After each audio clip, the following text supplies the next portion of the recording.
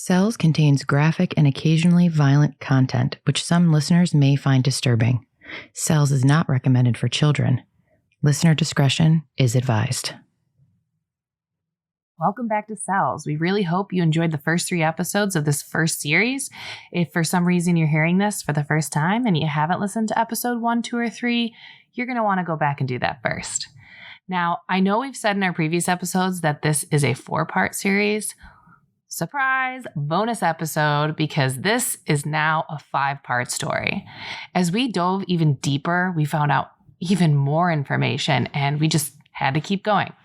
So if you've listened to the previous episodes, then you're ready to join us as we continue this journey to its dramatic conclusion and find out what you at home can do to help law enforcement solve more cold cases just like these.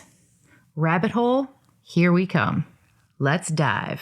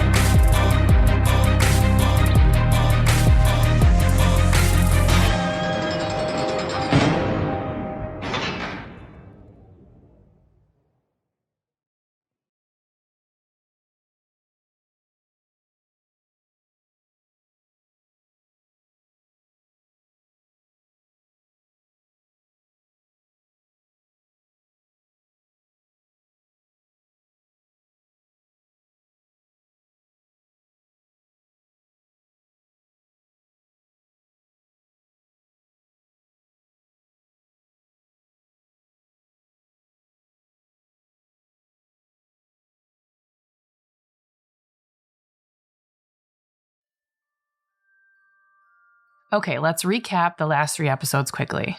It's March 1986. Michella Welch was taken from Puget Creek Park, where she was found about 9 hours later, deep in the woods behind the playground where she was last seen. She had been beaten, sexually assaulted, and brutally murdered. There was a ton of forensic evidence left at the scene, along with other forms of DNA, were collected and preserved. Fast forward 5 months to August, and Jennifer Bastian goes missing from Point Defiance Park, just 3 miles away from where Michella was killed. Jenny was found in the woods 24 days after she went missing, just 200 or so feet from 5 Mile Drive, the road on which she was last seen. The temperature ranged between 80 to 90 degrees during those 24 days, which caused Jenny's body to be in a state of advanced decomposition by the time she was found. So because of this, police were unable to collect much physical evidence from her body and were actually unable to say for sure if Jenny was sexually assaulted. But based on the positioning of her body and her clothing, it was most likely that she was. So due to the time frame, location, and similarities in these cases, law enforcement believed they were both committed by the same killer. Time continues and girls continue to be murdered at somewhat of an alarming rate in the surrounding areas. However, while Tacoma police did look into each case as it occurred, none of those murders ended up being connected to Michella or Jenny. While time is passing, forensics, specifically DNA technology, are rapidly advancing. So the sperm found at Michella's scene is tested with a new technology and a DNA profile is created. CODIS, the Combined DNA Index System, was created in 2001, and by 2006, detectives submitted the DNA from Michella's crime scene. Unfortunately, there were no matches in the system, and the case stays cold. 2009, Detective Gene Miller forms the cold case unit for Tacoma PD and reopens both of the girls' cases.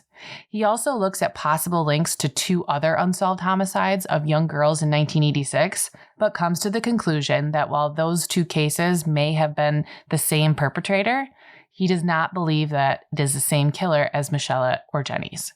He does still believe that Michella and Jenny were killed by the same person, he just has no new leads. So, fast forward to 2013, after Detective Lindsay Wade joins the cold case unit and again reinvigorates the girls' cases, There has been more advancements in DNA testing technology, so she and Miller decide to send in all the evidence from Jenny's case to try to obtain a DNA profile from something, anything really. That is when Detective Wade notices that Jenny's clothing, specifically her bathing suit and shorts, have never been tested at all. So they send those in too. Fingers crossed. I thought this was odd. I mean, I would think that would be the first thing tested. But I guess the thought was that because they were found down around her ankle, they were taken off before any kind of assault or whatever happened, so they wouldn't have any fluids on them. Plus, if you put yourself in the 1986 mindset, you probably don't even know that DNA is a thing, and you're mainly looking for blood and hairs. So even if you did like a brief look-see, you wouldn't see anything. Well, sure enough, it turns out there was semen located on the inside panty part of the bathing suit. And when analyzed, they discovered it was not a match to Michella's killer. So for 27 years, they have been investigating these cases together, believing they were both committed by the same person, when in fact, they were two completely separate cases with two completely different killers. It makes me wonder how much, if anything, would have changed or been done differently over the years if this would have been factored in. Maybe everything. Maybe it wouldn't have changed it at all. So now we pick back up in 2013, and we know that there are two separate killers, but that is literally all we know.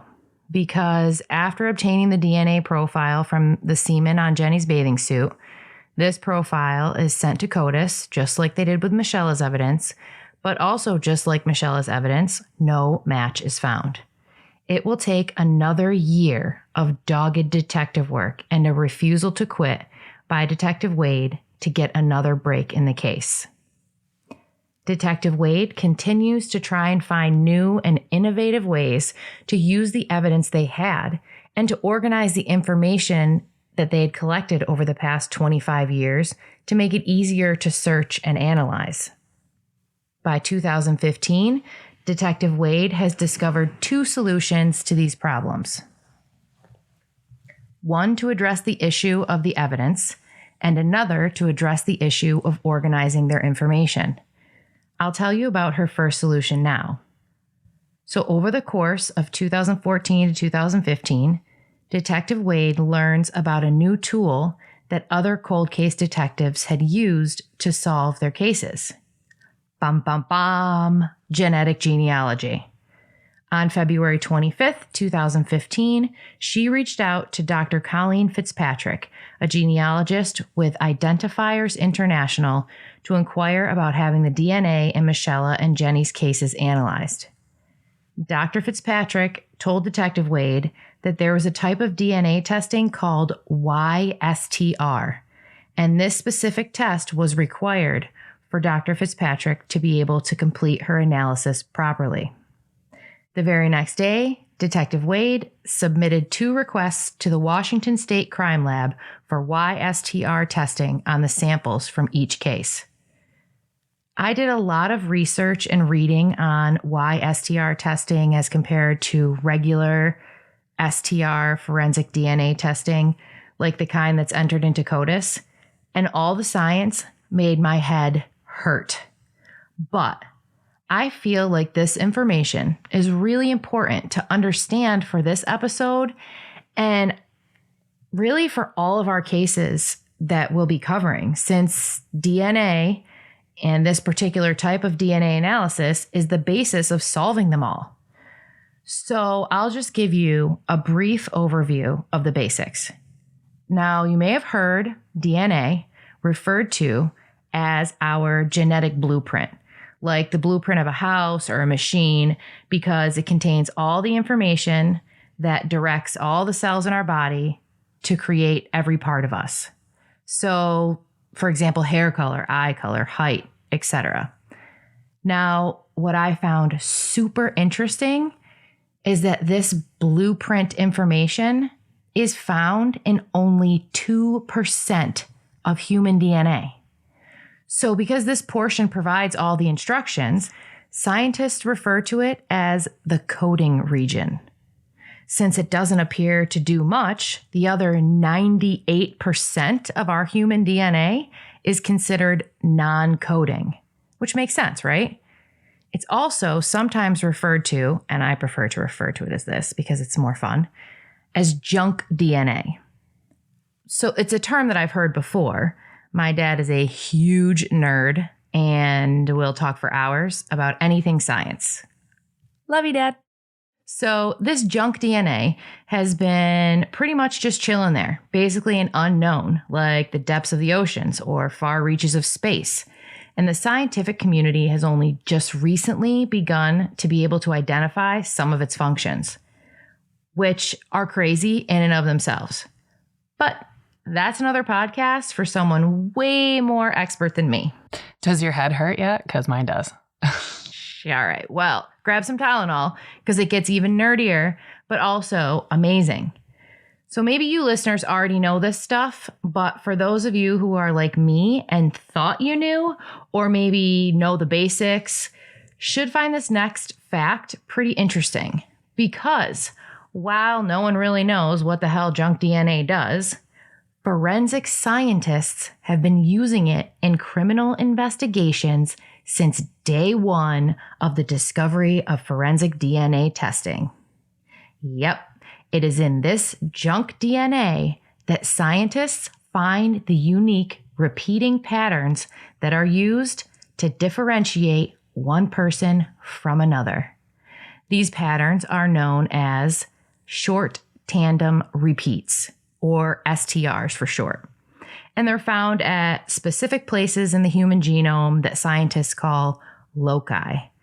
This part gets super Bill Nye Science Guy because while we all probably know there are 23 chromosomes, I didn't realize how many genes and loci there are within those chromosomes. I didn't know there were 23. That makes sense why they call it 23andMe.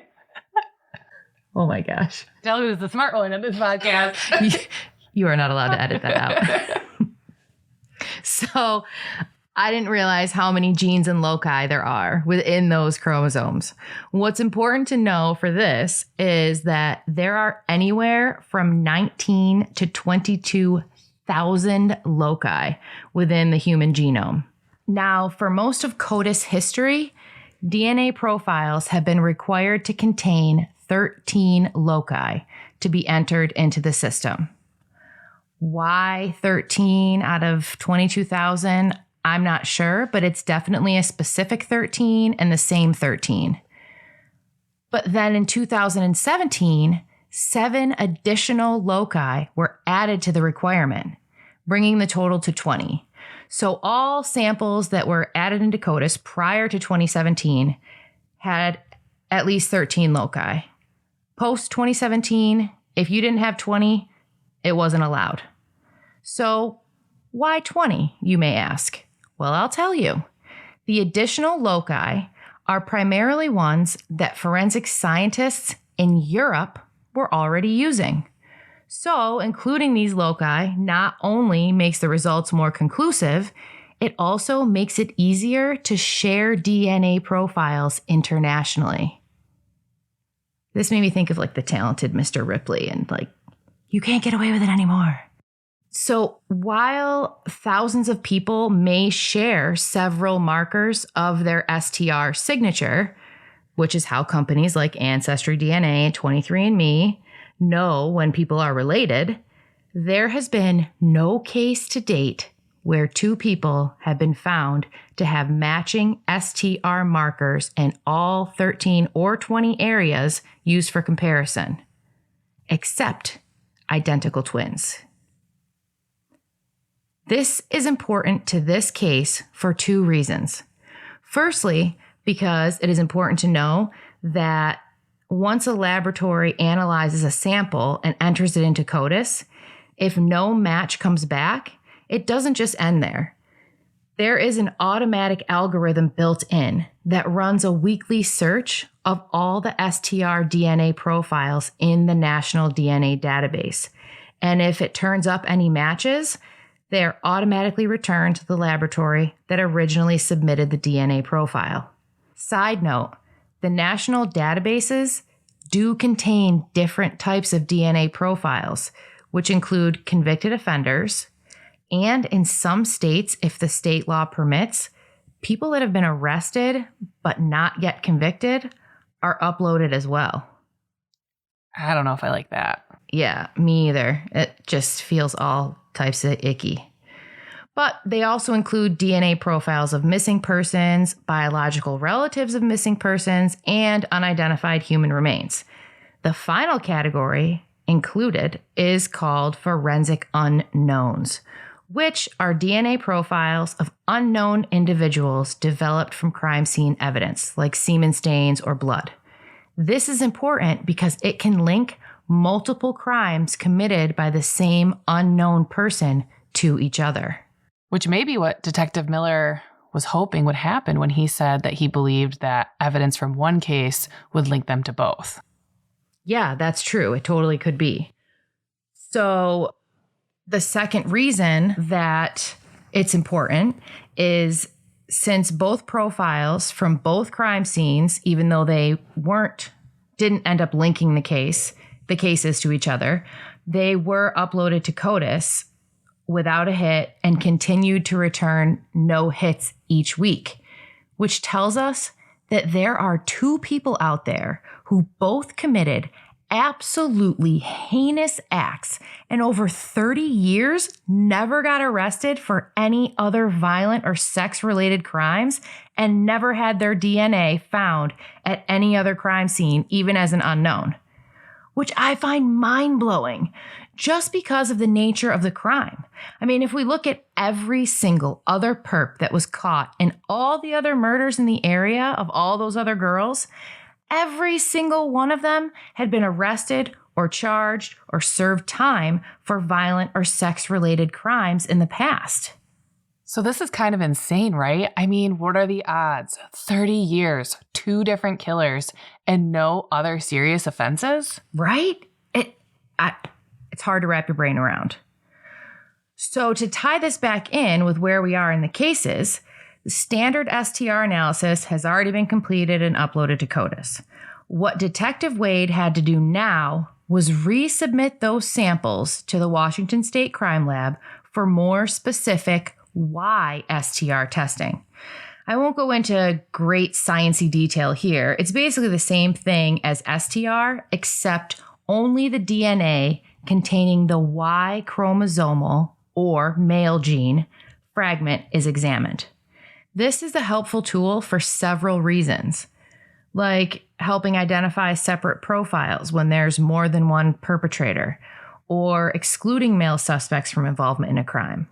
But in this case, it's used to trace the paternal lineage of each perpetrator in each case. Dr. Fitzpatrick analyzes the samples, then uses her expertise as a genealogist to trace the paternal line of each offender in hopes of discovering a last name that could then be traced through the family tree. The YSTR analysis was completed by the Washington State Crime Lab for the samples in both Michella and Jenny's cases. The results come back in April 2015, and the lab is able to identify alleles on the Y chromosome, the male chromosome, at 17 loci. Detective Wade forwarded them to Dr. Fitzpatrick, and in May of 2015, Dr. Fitzpatrick returns the results of her more detailed analysis. She did not get a match, but she did get a few potential last names, and according to Detective Wade, what she told Dateline was that none of the names jumped off the page at her. So she then took the results to a woman named Dr. Angela Williamson, who was the U.S. Department of Justice Senior Policy Advisor, for review and to kind of figure out what to do to move forward. After some discussion, it was decided that more comprehensive YSTR testing that tests alleles at 27 loci would be pursued to hopefully narrow the results. However, the The Washington State Crime Lab was not set up to process this type of testing, so it needed to be done at a private lab. We'll get into that a little bit later, but first Cole is going to explain the innovative way Detective Wade tackled the issue of organizing the 30 years and umpteen binders of investigative materials. Okay, so second problem was that all the information they needed about witnesses, suspects, etc. was all handwritten and organized in huge binders. This was very labor intensive to flip through page after page, especially when you have a lead, like a last name, and you think you remember seeing it in the files somewhere, but who the hell knows where? And the only thing you can do is go through thousands of pages one by one. Blah. That's basically what we did when we got all the police reports. Yeah, for real. Yeah, 8,000 pages total of reports and documents. That was super fun. For any of you people out there who use computers, I always hit like Command F to find something. So when we were researching through the cases and all the documentation, I would try to find specific names, and you can't. Only the reports that were done in the last year or two were actually typed and Not searchable. handwritten. They showed the room with all the binders. So we probably only got a fraction of. And I can't documents. imagine having to do that every single time that you had a thought, or you had maybe this or maybe that. Ugh.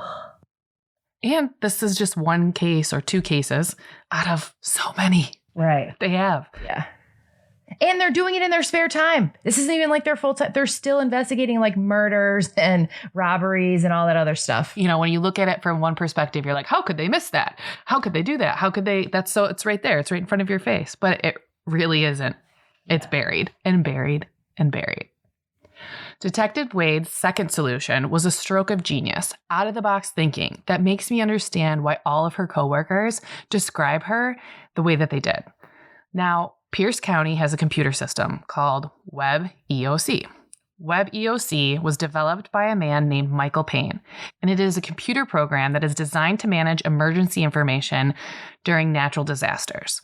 But in 2009, when 4 Lakewood police officers were murdered, the WebEOC system was used in a new way. They used it to log tips as they were coming in to the call center about the murders, and then officers would sift through that information later and follow up on any credible leads. But most importantly, it was all the information in one centralized location. This is when Detective Wade said she realized what a valuable asset this program would be for Michella and Jenny's cases and cold cases in general. She explained that she was able to enter all of the records into this cold case file created in the WebEOC system and eliminate the tedious binders and boxes of papers. She explained to journalists with the Tacoma Tribune that each record she entered correlated to a person that she was not only able to then track that person, but she could prioritize them on her list of collecting DNA to figure out where they are and continue to add documents to each record. Her main priority was to identify her top suspects and then attempt to contact them to interview and collect DNA. She explained that WebEOC made organizing and then searching the records later as simple as clicking a button. The developer, Michael Payne, also tweaked the software to allow for the tracking of DNA and CODIS information as well.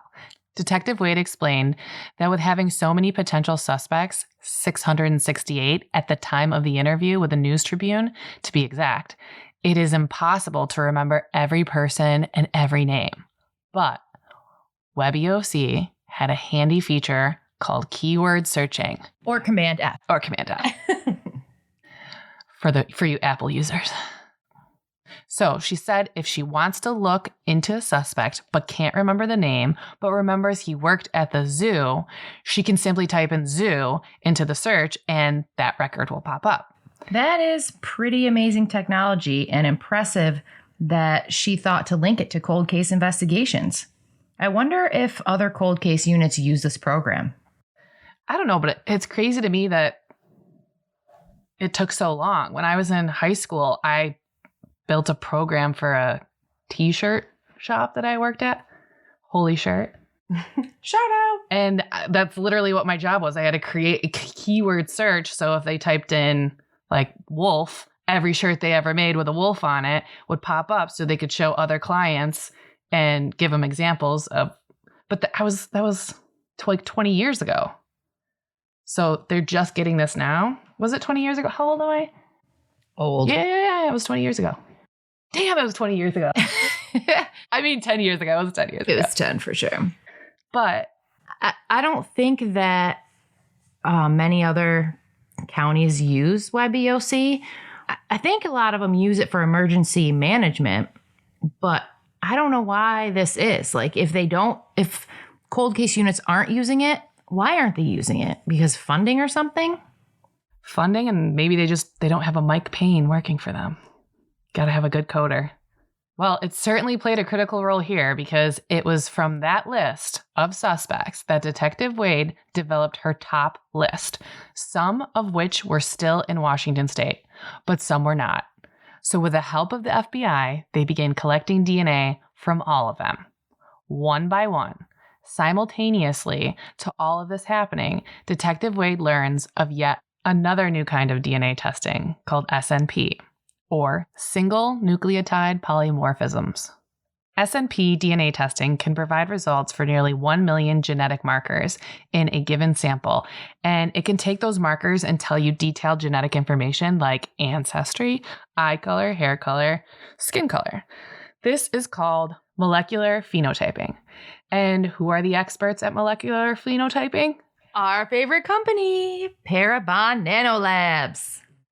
Detective Wade explained that having over 2,300 potential suspects from going through the binders and boxes, it was a Christmas miracle to have access to this technology because WebEOC whittled down the list to 668 out of over 2,300 potential suspects. Which, I mean, 668 is still a lot, but compared to 2,300...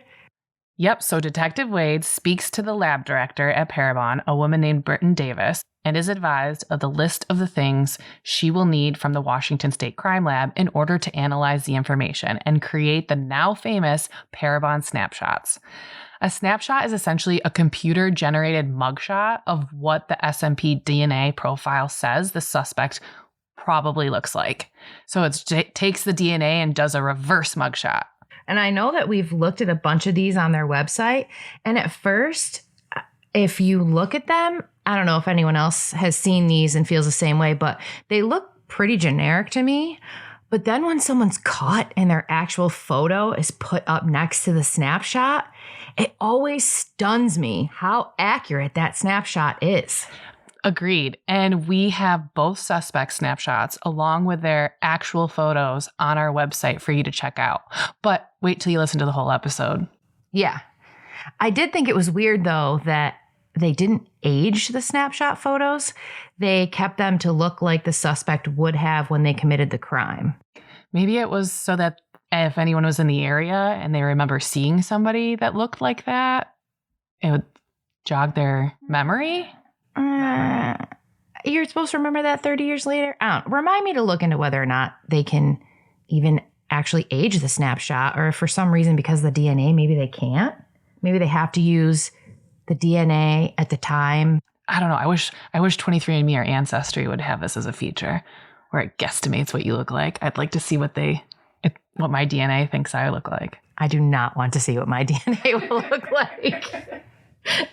At all. I feel like it's going to look like a caricature when you go to the fair. It's not going to look like what they think it's going to look like because I am Botoxing myself. I know. Would my nose job wouldn't show up in it. It was for sinuses. So we're at a good spot in the investigation. And it seems like, thanks to technology, these cases might actually be solved, right? So now it's 2016. Suspect DNA is being collected and tested. And in April, the Tacoma PD held what was called a CART exercise.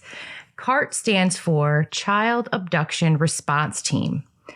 This team was created out of sheer necessity, really, because unfortunately, the high rates of child abduction and murder in that area did not end in the 80s or 90s or even 2000s. It continues to be a pervasive issue even today. This exercise focused on Michella and Jenny's cases, and as such, generated over 100 new leads. But again, while detectives followed up on the leads, they turned up nothing.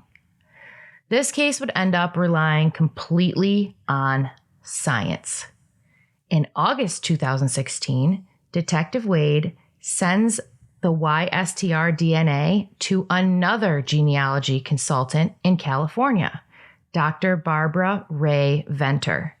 Dr. Ray Venter analyzed the DNA, uploaded the profiles into a searchable database, and began researching the profiles to identify family tree connections.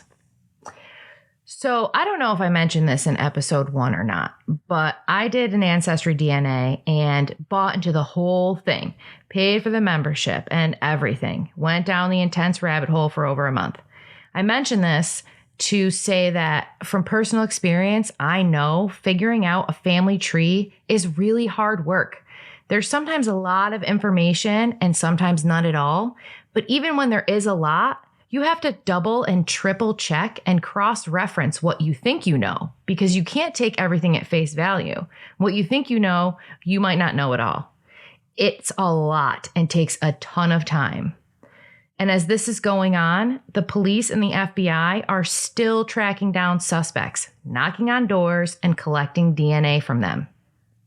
But then in April of 2016, an official list of about 160 suspects was created by Detective Wade because realistically, there's no way they could test 2,300 or even 600 people. So she whittled the list down even more to about 160 names. And these suspects, some had a criminal record for prior sex assault, and some were just names that came up repeatedly in the investigation or had piqued her interest. But wouldn't they be in CODIS already? Not necessarily, because not all sex offenses were required to have DNA taken, and any offenses or offenders prior to 1990 didn't have any DNA taken at all, regardless of how severe the crime. So on March 6th, 2017, FBI agents are getting to the bottom of their list, and they track down a potential suspect to Eureka, Illinois. Remember that witness back in 1986 in Michella's case that said he saw the man in the composite at Point Defiance Park? Robert Washburn. Yup, Robert Washburn. He was also a witness in Jenny's case. Right. So for Jenny's case, they had followed up with him, just like they did with all the other billions of witnesses that had come forward during Michella's case. And even though it took them a little bit to actually meet with him face to face, when they did, he placed himself at the scene of Jenny's disappearance too. He actually told the police that he was at Point Defiance Park the first day they closed it for the search, because he was going for a run and couldn't get in. But for whatever reason, the police believed his story. They didn't find him suspicious. They marked him low priority and actually specifically said in the report that the only reason he was even still a suspect is because he didn't have an alibi for the times of either crime. So interesting. But when they find him in 2017 in Eureka, Illinois, they knock on the door, introduce themselves, ask him for a DNA sample, and he says, sure. They present a Tacoma PD consent for DNA collection, which he signs and opens his mouth to be swabbed. The swabs are placed in evidence where they sit. Samples from all the suspects are sent out in batches of 20 to the Washington State Crime Lab in alphabetical order, for lack of another way to do it, since they were really just last-ditch efforting it at this point. How long did it take, did they say, for 20 just to be tested? It was like 6 months, right? It depends, I think, on how busy the lab is, because from the results I was seeing in the documents we got, it could take anywhere from 1 to 4 months to get the results back. So they're testing 20 and they have a little over 160 to test. Yep. And being a W, he's at the very, very end of the list. So they finally got to the end of the alphabet in January of 2018. Washburn's DNA is the very last batch of DNA samples sent to the lab. In April 2018, Detective Wade retires from the Tacoma Police Department, and Detective Steve Riopel takes over the investigation. Then, a month later, on May 8th, 2018, it happens. There is a positive match to the DNA found in Jennifer Bastian's bathing suit. And WTF moment, it matches Robert Washburn. And there you have the long forgotten eyewitness.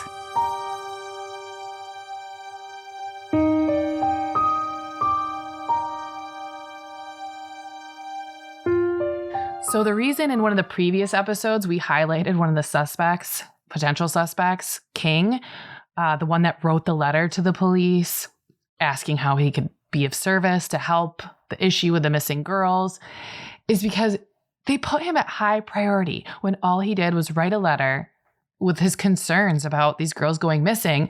Then they have a guy who inserts himself into Michella's case saying that he saw the person from the sketch and places himself at Jenny's crime scene on a regular basis. And when they try to meet with him, he dodges them for a month. Yeah. And he's unemployed.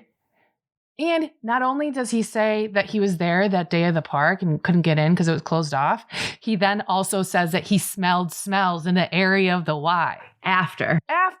Yeah, when he started to go back to the park and do his jogging 15 times a day. And then they mark him as low priority. So how did they determine King, this guy who's just trying to help, and then they not only do they put him as high priority, they kind of stalk him and they arrest him for bad checks. They went after that dude.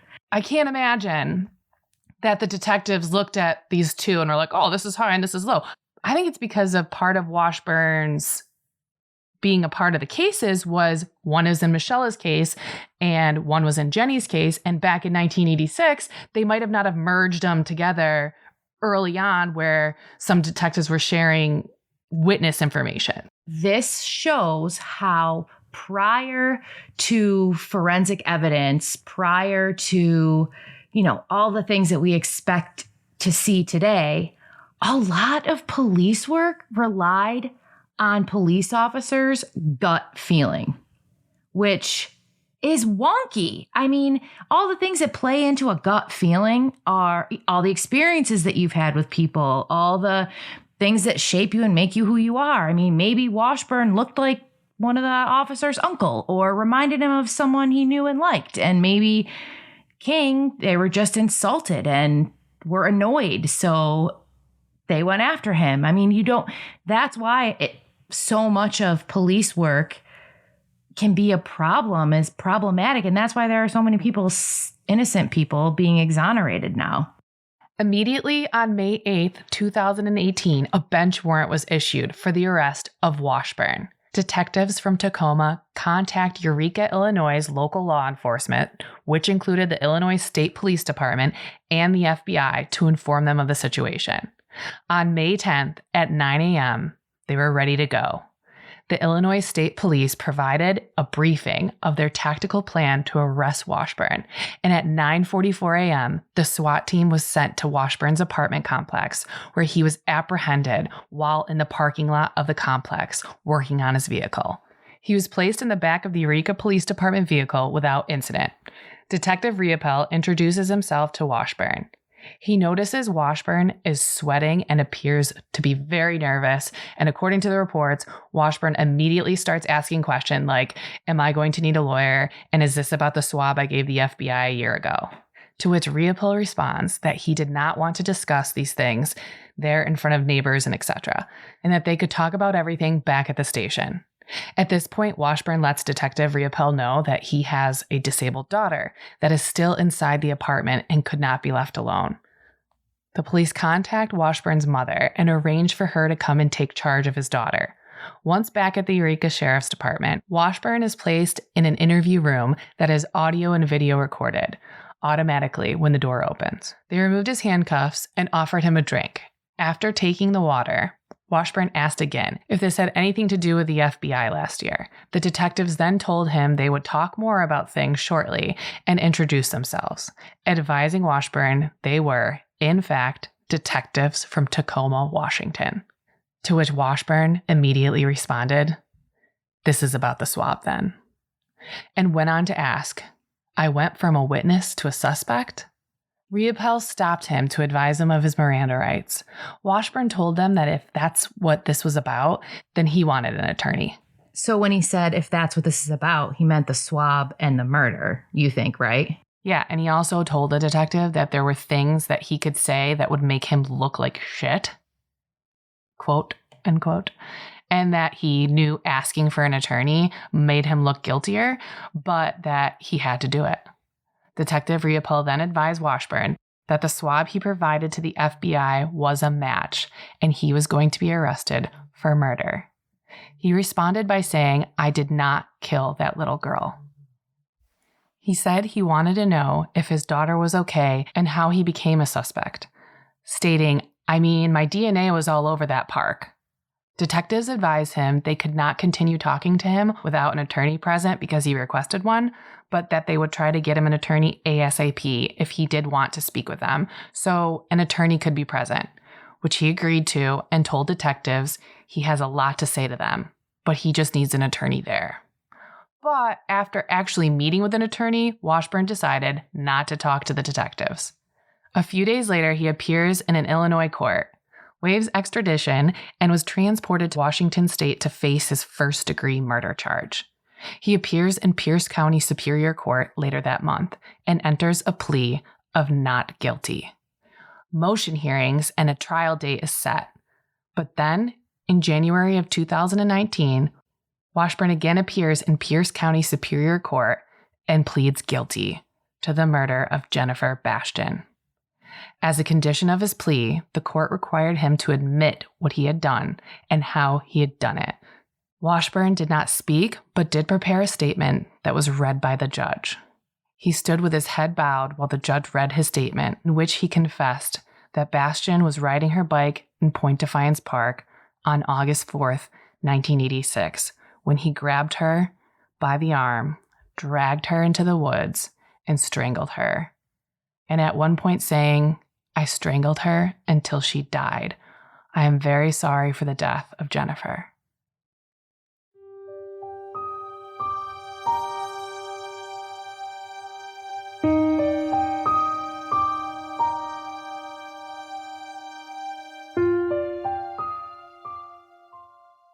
His statement also said he was pleading guilty to spare her family of having to go through the trial.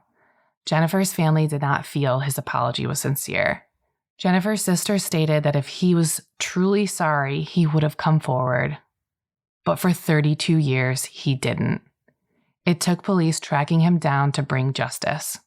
Jennifer's mother, Patty, made a statement to the court calling Washburn a butcher and told him how not a day went by in a normal way. He stole their holidays, birthdays, he stole their lives. For Patty, while his guilty plea does bring some sense of justice, she still wishes that he would have provided the family with more answers. In a quote from K5 News, Patty says, "It's just mind-boggling. He went to the park and he just decided, I'm going to kill a child." So I think we should take a minute to unpack this suitcase of insanity. Detective Wade retired just 1 month before the case was solved. They did call her in, though, of course. And she's the one that notified Jenny's mom. So she was still involved for sure. Yeah, and one thing we didn't mention, too, that we learned from that episode was that Jenny's mom actually volunteered in the cold case unit. While she wasn't allowed to touch any of their files, but her and Wade had grown such a close relationship, she even joked about wanting to adopt her. Yeah, I thought that was pretty cool too. Well, I think first we should talk about 1986. I mean, what the F with this dude? He inserts himself into the investigation of Michella with his statement. I've been trying to figure this out through the entire course of reading all these documents and looking into this case.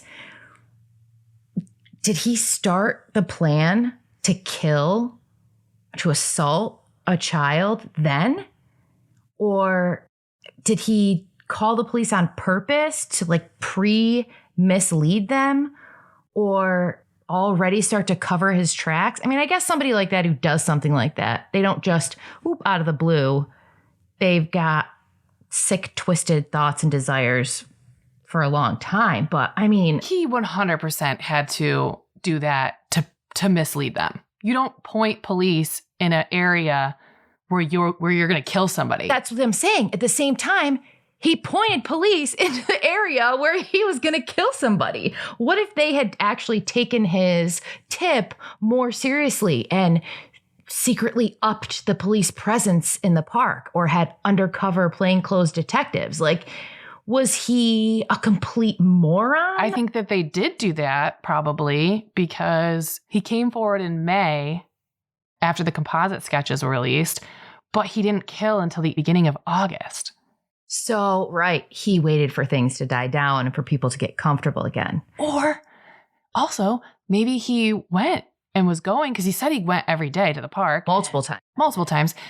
Maybe he kept chickening out. Maybe there were other girls that he had his eyes on. Yeah. Well, and if you remember that that analysis from that special deputy coroner, and he said that the way that the bike was discarded or whatever, but the way that the place where her body was found, the difference in the fact that how that was prepared and planned, and clearly he had to have found it prior, but the bike was kind of just chucked. He thought that he had been planning to take a child for a very long time, but he just happened to have this opportunity, and she just happened to be on a bike. So he was sitting and waiting for a kid, but for how long? Yeah. And a funny thing is, in one of the articles that we read, someone, after they found out, it's Washburn, his ex-wife came forward and was like, jogger? That dude's never ran a day in his life, or something like that. Yeah. She couldn't believe that he actually told the police that he went jogging twice a day and that they bought it. Yeah. To her, it was like, absolutely not. It was a joke. It was ridiculous. So again, plays into the fact that he was completely planning this. And probably since March, he saw this opportunity and jumped on it. So one of the things that I don't understand is, dude knew he killed this girl. FBI knocks on your door and says, hey, can we get some DNA? And he's like, yeah, sure. Here you go. Let me sign it over. I looked through all the police reports that we have. I've looked through all the media things, and I can't find exactly what they said. I even called the Tacoma Police Department to try to talk to Detective Riepel, but I want to know exactly what they said and specifically asked to get him to swab. We were trying to collect DNA for Michella Welch, and he was like, I didn't do that, because he was a witness on it. And so he was like, sure, here you go. And didn't think that they would test it against Jenny's too? Or was he that cocky and arrogant that he really believed that all the DNA, or like maybe he read articles on the internet and knew that there was no DNA found at Jenny's site. So he was like, cool, I'm safe. But they did release in 2016, they did release publicly that there were two separate killers, that they did find it on Jenny. Oh, yeah. Maybe he just didn't catch wind of it because he's in Illinois. I don't know. But he seems pretty competent to just willingly give his DNA over. And also, we'll talk about it a little bit later, but he did discuss with a cellmate that he followed the case throughout the entire time. Like, even knew when Jenny's dad died. Yeah. That was creepy and weird. So I have to assume that he was aware of the progression of the case, but maybe not. I don't know. We're not in his brain. Obviously, we don't know why he did it. But part of me thinks that maybe, yeah, he did convince himself that they were just there because he was a witness in Michella's case. So maybe he thought they were testing his DNA for Michella and not Jenny. So he thought he was safe. But maybe he also didn't want to say no because, like he said in his interview with Riopel, I mean, I know asking for a lawyer makes me look guilty. Maybe he thought, they don't have my DNA. Everything was, whatever. But if I say no, it's going to make me look guilty. And then they're going to be on me or something. Because it wasn't Tacoma police that came to his door. It was the FBI.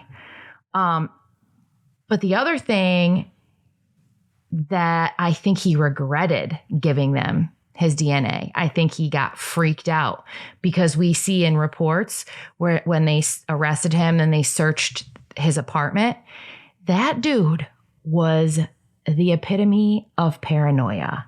He had surveillance cameras pointed out every window in his house, covering every angle, and they were wired to be able to monitor them on the TV in his living room. And he had go bags prepped for him and his daughter with MREs, which are like military. They're meals ready to eat. It's basically a whole meal that you can make anywhere, anytime in like a packet. Clothes and toiletries. He kept his truck covered with a tarp when it was parked in the parking lot and he wasn't driving it or working on it. So that tells me he must have been nervous about something. The other thing that this makes me curious about is maybe he was paranoid because he's done this before. I'd be really shocked if we didn't start hearing more news reports as it goes on now that they have his DNA linking him to other crimes, because he had a trailer. Yes. An RV. Bought it in Texas, flew to Texas and drove it back up to Illinois. Think about how many states is that he went through. And he went through Indiana was one of the states. And actually, I just saw recently, I don't know how I missed it before, but I just saw recently in the police report that a detective came from Indiana and interviewed him while they had him in Illinois about 2 murdered little girls in Indiana. So I don't know, maybe something's going to come of that in the future. But he bought that camper, and the camper broke down in the process of getting back to Illinois, but he had it towed to a spot near where he lived and would visit it often. I think we read something too, that his mom would watch his daughter and he would take that RV and go on trips.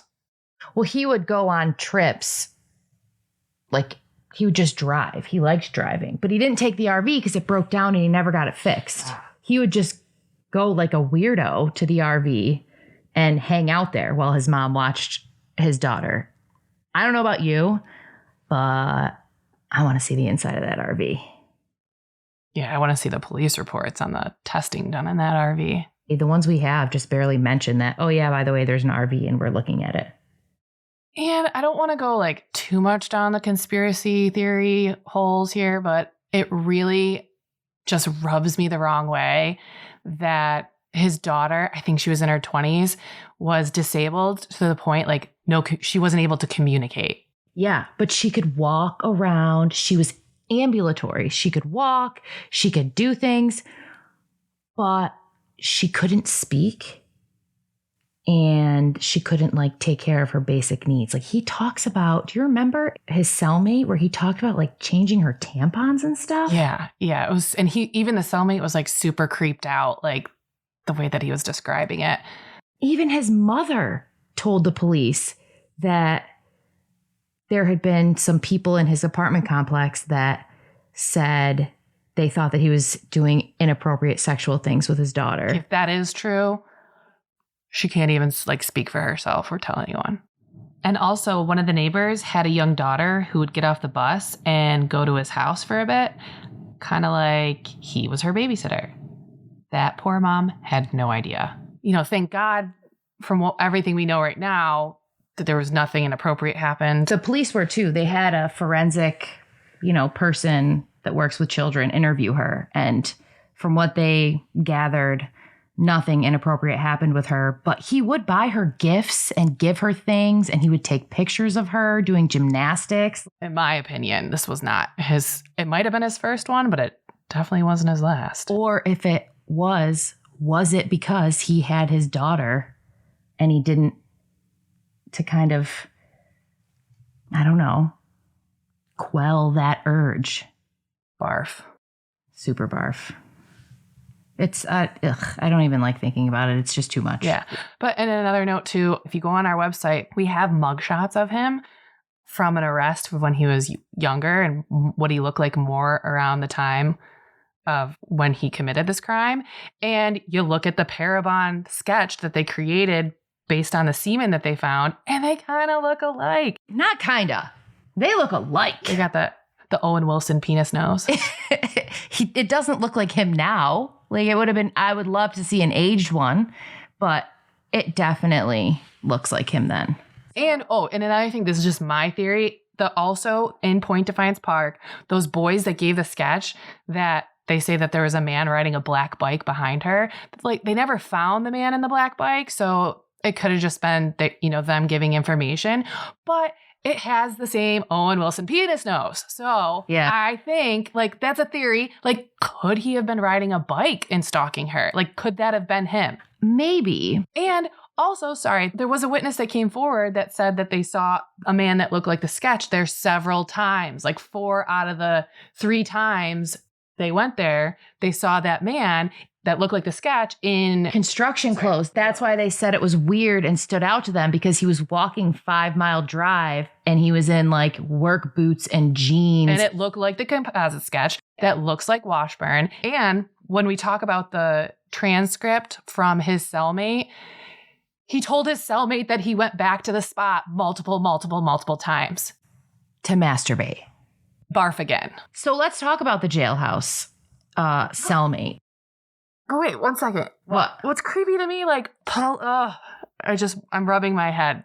It hurts so much from thinking about how they saw this man, they have a sketch, and they have this eyewitness who puts himself into Michella's case, who puts himself at the scene of the crime, who also says he smells the decomposition of a body. And he looks like the sketch that people see multiple times. He looks like the sketch that the boys saw. How did they not flag this dude? And he was unemployed at the time of both murders. Doing nothing all day. And if they would have put in a little bit of effort to look deeper, just like they did with the King, a person who writes a letter wanting to help out, they probably would have interviewed his wife, who would have been like, haha, jogging my ass. Oh, and the fact that at the time of the murder, he only lived 9 blocks away from Jenny. So him saying that when he got arrested, my DNA is all over that park, that was his excuse. I go there all the time. I run all the time. I'm there all the time. I live down the street. My DNA is all over that park. I also think when he said that, he was setting it up for what he was going to tell his cellmate later. I mean, his DNA is all over that park because he allegedly went to that park and met prostitutes and did pervy stuff and jerked off all over the place. So let's talk about this cellmate. When we just told you that he first pled not guilty, and he had all intentions of fighting this, I believe. Why I think that he pled not guilty wasn't to spare the family the details of the trial. No. Because his dumbass confessed it all to his cellmate. And this cellmate has no exposure to the media, to the details. And there's stuff in there that he conveys to police. Granted, he was probably trying to get a lighter sentence. Well, and it wasn't anything the police didn't already know. It just kind of confirmed. But there was stuff that the police didn't know. The fact that he followed the case throughout the whole entire, all these years and knew that Jenny's dad had passed away. Well, yeah, but I mean, doesn't really. They didn't know that he kept going to the park to masturbate, that he went back to that spot, that specific spot, multiple times. Right. But his excuse to the cellmate was he was walking in the woods because he was always in the woods, and he had heard about her disappearance, and he decided to look himself for her, and he happened upon her body. And instead of reporting it to the police like a decent human being, he decided to go back repeatedly and jerk off. Well, of course, because he knows that they have his semen at the scene of the crime. So what's he going to say? How'd my semen get there if I didn't kill her? Oh, well, I just ran it. I just happened to stumble upon this body. And that the 4,000 the volunteers that volunteered for days and then months and search dogs and no one else could find. But, I found it and just. No biggie. Just decided to just keep it and not say anything. When they searched all of his stuff, they found computers, and they found a shit ton of porn, like standard porn, hardcore porn, weird ass porn, and of course, child porn. Some of which looked like, according to the police, that they were old child porn images that were maybe taken in the 70s or 80s, and definitely of prepubescent, like little children. I was a probation officer and I supervised sex offenders. I had to perform forensic searches of computers and cell phones of these creeps on my caseload. And I really, really feel for the investigators that were tasked with searching his computer and digital files, because it's so much disturbing shit that you just can't unsee. It's so messed up that I even my mind went to this place. But one of the topics of pornography he had on his computer was necrophilia. Oh, yeah. And to me, it was like, okay, if he was into that, then maybe his victims, or if it was victim, but maybe victims, never had to experience it. Yeah.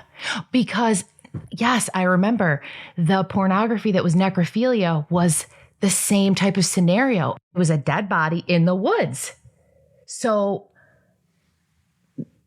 maybe you're right. It's awful, but maybe she was already unconscious or gone before, and she didn't have to suffer through that. I would like to say here that most of these are theories. It doesn't say anywhere that he pled guilty because of this discussion he had with his inmate, but we are definitely reading between the lines here. And I don't think it's coincidence that he was going for not guilty, deny. And then right after these interviews, he changed his story. Yeah. And I think it also though might have been he just couldn't continue it anymore, because there was a part when he was first in that interview room when it was automatically recording the audio and video, and the detectives left the room and he's in there alone saying repeatedly, I didn't kill that girl. I couldn't have done it. I didn't do it. I didn't kill that girl. Over and over and over. Literally looking at the transcripts to the cellmate, and he tells his cellmate that he's a kinky fucker. This is his exact word. Ugh. I'm like, man, I can't believe this guy's actually telling me all this shit. And I guess maybe he just felt like he hasn't told anyone.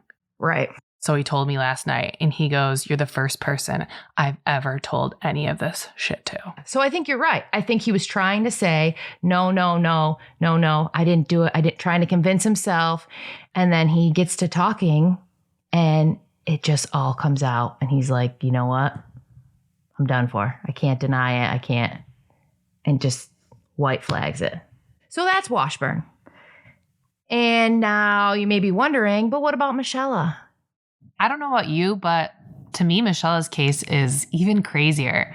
So join us next for episode 5, our bonus episode, which now makes this a 5-part series, to find out what happened to her and who's responsible. And remember, if you ever find yourself in a scary situation, put up a fight. Scratch, kick, scream, bite. Get that DNA. Until next time.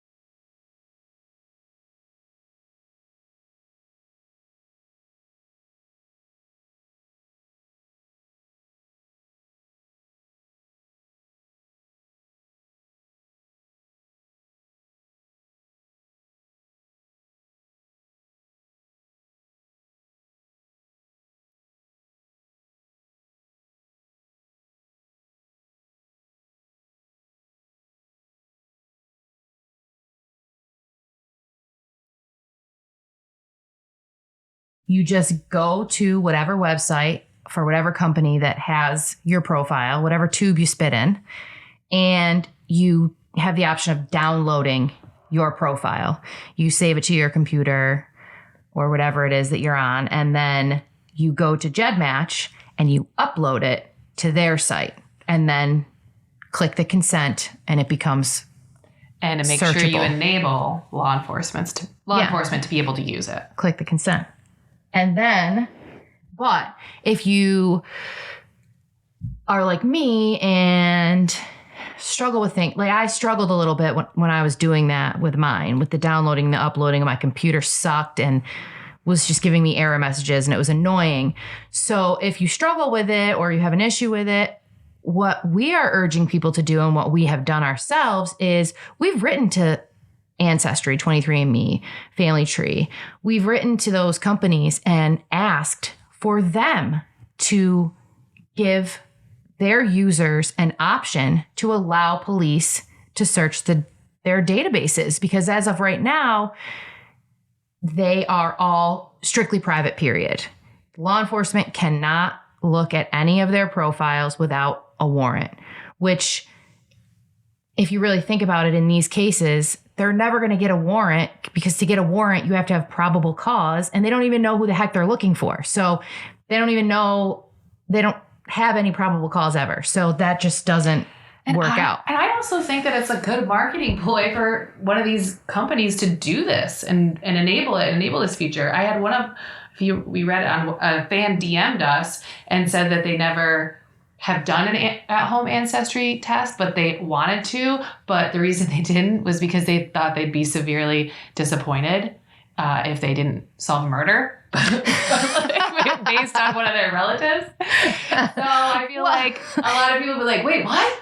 Yeah. I can help solve one? Like, sure, let's do it. Some people's initial reaction is, oh my gosh, I would never want to be the reason that someone in my family gets put away. Well, two things. Realistically, you're second cousin twice removed or whatever, and like I said you don't earlier, know them anyway. I only know one person that comes up out of my like 6,000 family matches. Right. So, and secondly, do you really want to protect a murderer or a rapist, even if they are related to you? Because I don't. No. Lock him up. I don't care. Sorry, Dad. I'll be editing that out. Okay. Wrapping it up for realsies.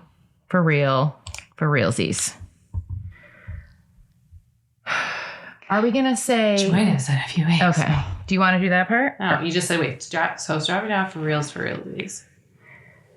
Just like...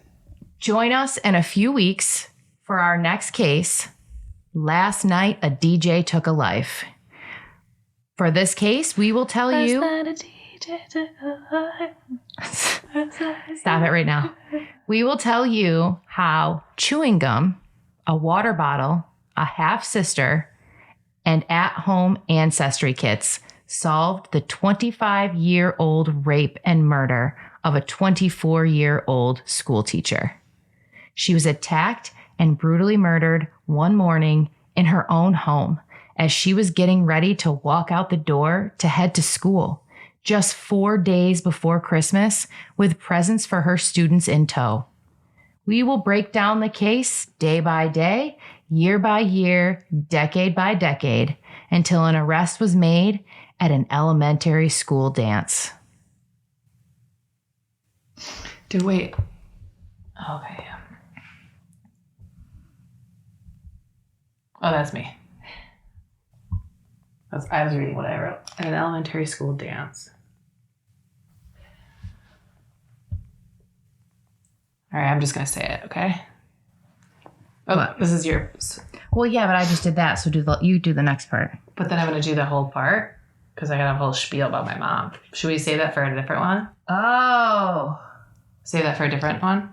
Yeah, because I think this one is super fucking long. Same. So we'll just use it, and we'll do it in one of the episodes for the Raymond guy. Okay. Thanks again for listening. If you have any questions for us, And we just want to say thank you again, everyone, for listening. And if you have any questions for us about the case or DNA or genetic genealogy or anything really, just shoot us a message. Our plan moving forward will be to release either several episodes once a month. Our plan moving forward. I don't know what you want to say here. Yeah. Hold on. Just don't take out the bi-weekly part. I didn't know. Our plan moving forward will be to release either several episodes at once each month for you to binge, or at a minimum, an episode bi-weekly, depending on the information we are able to collect about each case and the complexity of the investigations, which is why it's so important for you to subscribe to the podcast so you get alerts when new episodes come out. We appreciate you being patient with us as we navigate through these cases and this new technology. And we look forward to telling you more stories. I don't know what I say. This new technology, and we have so enjoyed making these episodes, and we look forward to building up our cells community. It's so important for you to subscribe to the podcast so you get alerts and new episodes come out. We appreciate you being patient with us as we navigate these cases and this new technology. And we look forward to telling you more stories like Michella and Jenny's. Till next time. What do I say? Remember. Oh, I'm doing that? Wait. Or we'll cut it from another one. Yeah, let's just cut it. I'll say until next time, and then you cut in your part that says, remember, and then what I say. You know what I mean? Where is it? What? Remember. And then I say fight, put up a fight. That thing. Oh, I say, That's well, if you authentic. ever. Okay, you said I remember. So we're doing just one take of it? I thought we were going to use the one from episode 2. Yeah, so we're done. Yeah. This has been brought to you by Ramsgate Media. You bloody bastard! We have to keep that and my laugh. We have to keep it. That was an impression of our Nana Peggy. You bloody wanker. What did he call? Who's that Tish? Did you bring a little Tish over here? I brought a short guy over. She called him a Tish. Do you remember that? No, but it sounds like something she'd say. Someone I was dating. She would always Somebody I met say. at Abercrombie. She would always say. My grandma would tell people that I worked at Apple Crumble. Oh my God. If they ever give you a hard time, punch them up the throat. That's what she would always say. Don't take shit from anyone. Punch them up the throat. But I want to back up what? I feel like I was being cheesy, like about Ramsgate Media. So what are you gonna say? Copyright, or this has been a Ramsgate Media production? Yeah. This has been a Ramsgate. This podcast is brought to you by Ramsgate Media. Nope, you said media weird. This podcast is brought to you by Ramsgate Media. You fucking wanker. You can't! You're such a douche about swearing the whole time, then you end it with an F-bomb. You bloody wanker? Yeah. You bloody wanker. Wait, we gotta say, I don't think using the word wanker and talking about child molestation is... That's not what a like... wanker is a penis. No, wanker is a douchebag. It's an asshole. Yes, wanker. Because they wank on it. That's what it means. Like, he's a douchebag, but that's a translation, but that's what they mean. I'm Googling like, this. douchebag is an actual tangible thing. Wanker is an actual action. Don't you watch Love Island, too? Yeah. I don't remember that. When I tell Nana that about the blanket I made her, I'm gonna tell her how it's so British that I listen to a British. It does mean literally one who wanks. Yeah. Damn it. He's a wanker. Like, he's a jerk off. Like, that's how we say that too. Such a jerk off. Yeah, it's probably not appropriate. Fuck. I'll just find a little. Oh, I'll find a little jingle to put after it. I think we should say, like... I wish we could have Nana on here and be like, what's a podcast? Is this your cast pod? Am I on your cast pod? Oh my God. I don't think Nana liked me ever since the day that you showed her that thing that I wrote in where I said, like, called her, like, dumb, basically. Like, that she thought I, like, waved a Harry Potter wand. Huh? Never mind. I don't remember. I just, like, made it up. I have no idea what you're even talking about. When I got that award for being, like, the #1 person in Boston. Yeah. I had to write, like, submit an essay. And I, like, gave Papa props. And, like, you showed it to him just to, like, show. But she made a comment to me that she did not like, that I basically, like, made her look dumb. And I was like, I didn't know you weren't dumb. I was just, like, your grandma. I made you It's an anecdote. Yeah, I just made lady. you play into a character role. It's not true. This isn't brought to you by Ramsgate Media.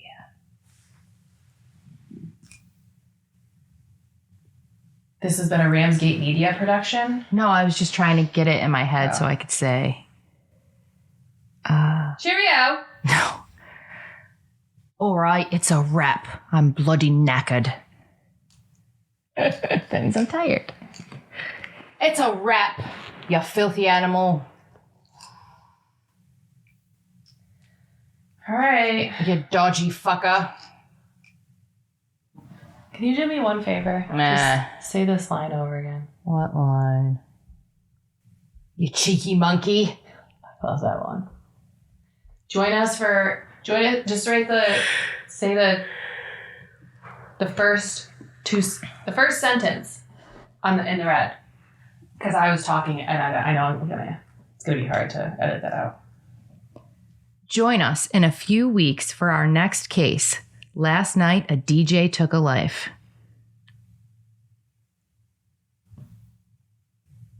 Want me to keep going? Yeah. For this case, we will tell you how chewing gum, a water bottle, a half-sister, and at-home ancestry kits solved the 25-year-old rape. I fucked that up. That's all I needed. I can find that. I was singing, Yes. I'm going to take that out. And I couldn't take it out. And put it behind me, the music? What? If we wouldn't get fucking copyright infringement. What the fuck? We're not going to get it if we don't get it for Whitney. But Whitney, I can at least make a phone call and get us out of it. Bitch, they'll just cease and desist us and we'll stop and we'll take it out. Who the fuck even wrote that? Are they even alive or relevant? Last night a DJ. Who? By who? I don't know. Maybe DJ Freeze has it on YouTube. I cannot. We can play one of his songs. What's he gonna do? Sue us?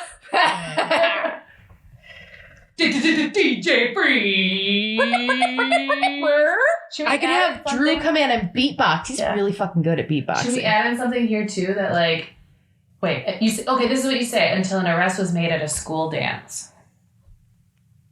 Yeah. I was gonna say like, and the DJ claimed he's worked with Paris Hilton and blah, blah. No. All right. No. He's a fucking idiot. We'll save that for the episode and talk.